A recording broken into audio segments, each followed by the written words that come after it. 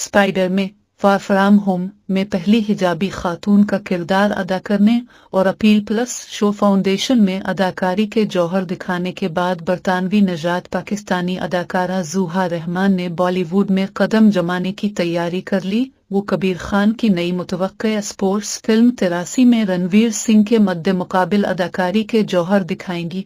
Film की teaser जिसमें ज़ुहा रहमान को दिखाया गया है लोगों को उंगलियां दांतों में रखने पर मजबूर कर देगा।